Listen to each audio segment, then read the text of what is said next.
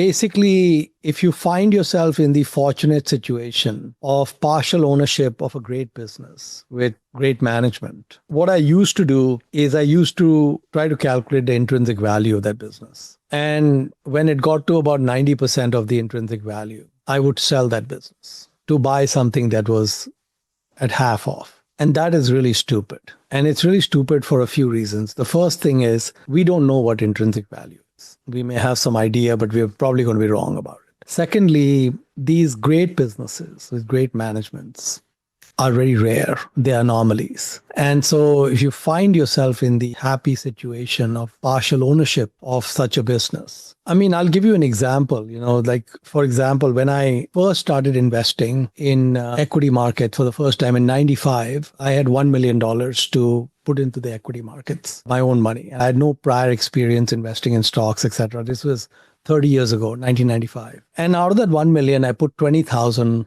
of that into Indian stocks. I made 4 bets in India. There were Satyam Computers, there was Blue Dart, Skypack. I was only going to make these 3 bets, Satyam, Blue Dart, and Skypack. And then while I was going through the process, I was interacting with Kotak because Kotak was my broker. And I was extremely impressed with the Kotak team, both in London and in Mumbai. So last minute, I decided to put some of that money into Kotak. So basically out of the 20,000, 10,000 went into Satyam and maybe 2,000 or 3,000 went into Kotak. And then the rest was between Blue Dart and Skypack. Now, the Satyam fraud happened much later. That was more than 10 years after I invested. But in 5 years after that, in the year 2000, Satyam was up 140x. So the 10,000 I had invested in Satyam was sitting at 1.4 million. Okay.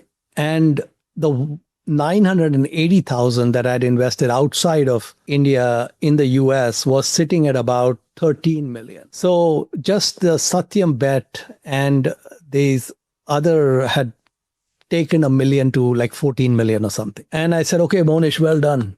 Life is good. Okay. In 2000, I realized we are sitting on a mega bubble and like Satyam is ridiculously overpriced, etc. And in January of 2000, I told Kotak, unload.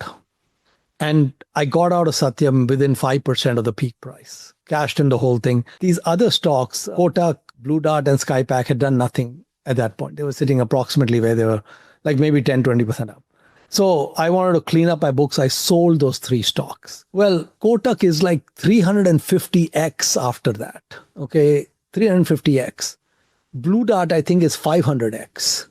Okay, Skypack went nowhere. No, maybe I've been a fraud or whatever. I have no idea. But basically, there was no good reason to sell Blue Dart or Skypack or Kotak. There was no reason. And they were so small, that didn't matter. So when I go through and look at the last 30 years, there are so many exceptional businesses I invested in and sold. Well, in the case of Kotak and Blue Dart, it was sold for stupid reasons. But in other cases, it was sold because I thought they were fully priced. Well, you cannot come up with an intrinsic value for Kotak or Blue Dart or any of these businesses because what will management do in the future? We don't know what they'll do. And if they're exceptional, they can do exceptional things. And so the idea is that what took me a long time to learn, forever and ever to learn, is that do not sell a great business when it's fully priced.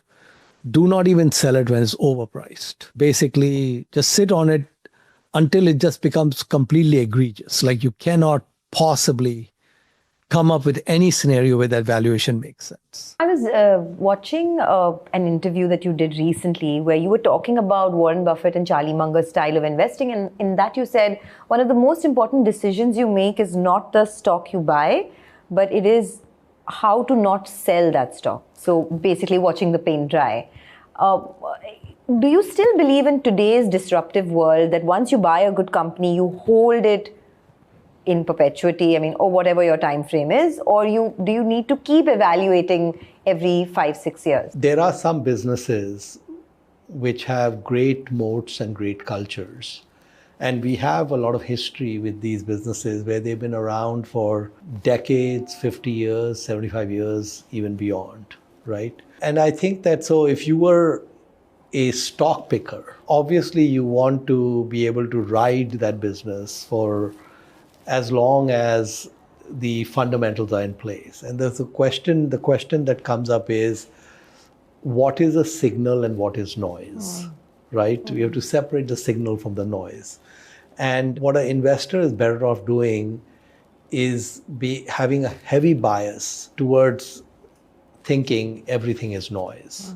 So I would say that in general, if you bought a business fairly priced or underpriced, selling it just because it became overpriced, if it's a very high quality business, may not be the most prudent thing. But if that business goes into what is obviously secular decline, then you have to get off the bus.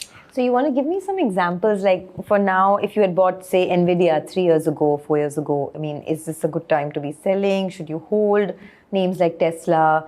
Everyone's talking about Pallantir. So how do you deal with some of these names that are, kind of frenzied or buzzwords?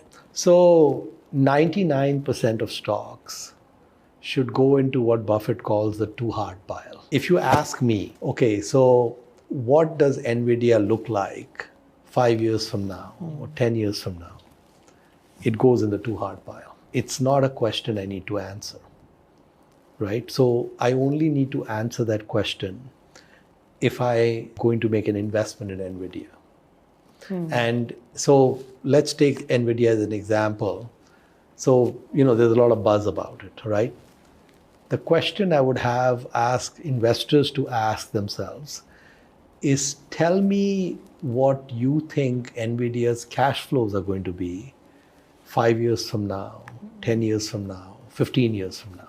If you know these numbers with high conviction, then the next question, which is, should you buy or sell NVIDIA, becomes obvious, right? Because you can look at those cash flows and decide the stock is too expensive or too cheap or whatever and make that decision. I don't know what NVIDIA's cash flow is going to be 5 years from now or 10 years from now, 15 years from now.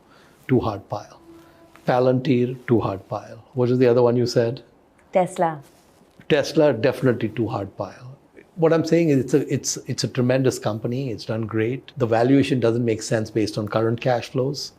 But we have Elon, who's not human, And I mean, Elon is constantly underestimated by everyone. Yeah. I mean, now he's fixing the US. That's incredible. So it would fall into too hard pile. And so what falls in the other pile? What are the stocks that are low-hanging fruits? Yeah, so basically the good news with investing is globally there are 50,000 or more stocks. We can do extremely well if we knew nothing about 99.9% of them. We would still have few hundred stocks to look at that we could actually think about.